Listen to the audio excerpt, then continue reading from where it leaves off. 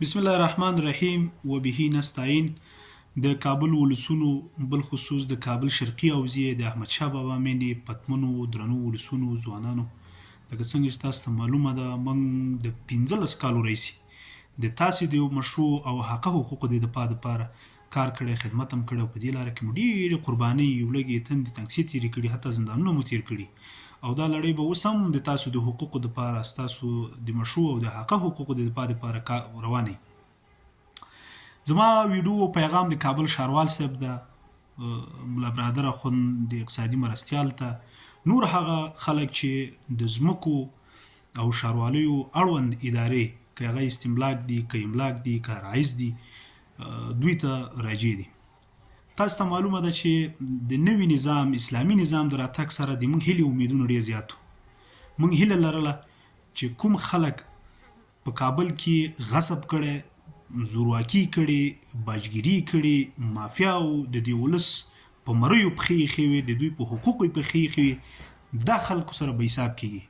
متاسفانه باید ووایم چې نن هغه خلک آزاد ګرځي، خو بیچاره ولس، غریب ولس، مسکین ولس، د ما کراچیوان، د ما رکشوان، د ما بزګر نن د لرګي لاندې دی، نن د سوټي لاندې دی، نن په سرو اوښکو دی.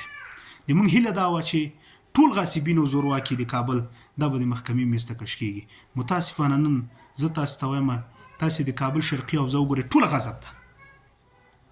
د باګرامو ولسوالۍ څخه راونیسئ، سولې هوټل غصب دی، شارک امنیت غصب دی، شینه غصب ده، الوخیل غصب دی، بودخاک غصب دی، قلعه شانان غصب دی، اسنځي مینه غصب ده، دی خواته د سلیم کاروان غصب دی، نیم پل چرخي غصب دی، د سبز غصب دی، د منجیډه غصب دی، ګوزبندره غصب ده. خو متاسفانه موږ یو غاصب ونه لیده چې د محکمې میز ته کش شوی. ولې په هغه ځای کې چې یو بیچاره مسکین او غریب سړي د پلار او د نیکه ځمکه خرڅه کړې ده او راغلی د آبادۍ او د سرپناه دپاره، د خپل عزت د سرپناه او د ساتنې دپاره 2 اتاقه جوړوي، د ما رینجر او د ما ښاروالي ورته ولاړي. تاسې باور وکئ، زه مایبین پیژنم، زه داسې خلک پیژنم چې سپینګیره سړی په دیوال ناست دی، ښځې بیلچه ورسره ده او لور یې خټه ورکوي، هغې ته د ما د ښاروالۍ والا راغلی، دیوال یې پیړنګ کړی او سپینګیره هم د دیواله غورځوله، کوټې هم پیړنګې کړي. ول د هغه سړي چې 900 جریبه ځمکه غصب کړې نن آزاد ګرځي. قانون اوس هم د غریب په زوی باندې تطبیق کېږي، قانون اوس هم د بزګر او د کراچیوان او د رکشوان په زوی باندې تطبیقېږي. قانون نه په څوک زورواکي تطبیقوی شي، نه په پخواني وکیلانو تطبیقوی شي، نه په مالدارو او دارایي والا خلکو باندې تطبیقوی شي. تاسې وګورئ، راسئ زه درته شنې ساحې ښیم. د کابل په شرقي حوزه کې احمدشاه بابا مینه کې دلته د مور و میرې چلن روان دی. قانون یوازې په کراچیوان باندې تطبیقېږي. حکومونه یې راوړي دي، د خپل حکومونو دفاع نشي کولی. پکتیا مارکیټ 2 میاشتې کېږي یو ورور امر راوړی دی، ولې په نامه د حاجي حنان یې نه پرېږدي. ته قانون تطبیق که پې که نه، راسه تطبیق که نه، پورې نیم بازار په شنه ساحه کې دی، تطبیق که پې که نه، نه شي تطبیقولی.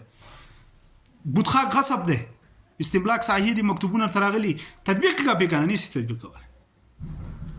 نوروز آباد غصب دی او کش که دا سړی د محکمې میز ته که نه، نه شي کش کولی. یوازې کراچیوان پسې د لرګی راخیستی، یوازې رکشوان پسې د لرګی راخیستی او په هغه باندې قانون تطبیقوي. دا د مور میرې چلن، دا غریب و بیچاره خلک ټکول او زورول، دا نور د تحمل او د ګذشت وړ نه دي. موږ ټیم و اداره غواړو دلته په شرقي حوزه کې. موږ هغه خلک غواړو چې قانون په ټولو تطبیق کړي. قانون دلته او شریعت دلته د ټولو دپاره دی. غاصبین آزاد ګرځي، زورواکي آزاد ګرځي، باجګریان آزاد ګرځي، یوازې کراچیوان دلته مجرم دی. یوازې دا چې د ولس سره د مور و میرې چلن کوي. موږ د قدرمن ښاروال صاحب نه، موږ د ښاروال صاحب کړنې تقدیروو په پرختیایي برخه کې، په ساختماني برخه کې، په نورو برخو کې کابل کې خدمات صحیح روان دي. ولې کابل شرقي حوزه چې په تیر نظام کې ورسره د مور و میرې چلن شوی، 21 کاله دې خلکو ته، زه په یو ساحه کې اوسېږم، اسنځي مینه، تاسې باور وکړئ 13 کاله پورې دلته هغه ولي خدمات چې په ولس په نظام باندې د ولس حق و، چې هغه سړک و، هغه مکتب و، هغه ګذر وکیل و، بل دا شی نه و دلته. اوس چې نوی نظام راغلی د خلکو امیدونه او توقع دا ده چې په زورواکو قانون تطبیق شي. متاسفانه دلته قانون یوازې د غریب او بیچاره دپاره دی. خواهش مې دا ده ښاروال صاحب محترمه، دلته داسې کسان راولېږه، داسې خلک راولېږه چې په غلو، په اداري فساد، په نورو مافیاو، زورواکو، باجګیرانو په دوی باندې قانون تطبیق کړي. ستا حکومونه 2 میاشتې کېږي دلته څوک نه شي تطبیقولی. چونې واچولې، چونې پسې سړ خلک راووت ورته ورانې کړې. عیب خبره ده، د شرم خبره ده تاسې دپاره. ولې هماغلته چې یو ځوان او بیچاره یتیم او د کونډې زوی چې دغلته پرتوغاښونه او زیر پیرانیانې خرڅي، د ورځې د 6 دپې په ژړا راوستی. بنان خواهش مې دا دی په دې سیمه کې ډېر تنګ راغلي وو، دا ولس ډېر تنګ راغلی د دې مسایلو او مشکلات نه، چې قانون باید تطبیق سي. زورواکي چې دلته غصب کړی، د دې ولس سره ناروا کړي، دلته باجګیري کړي، د دې خلک د محکمې میز ته کش شي، د دوی سره حساب وسي.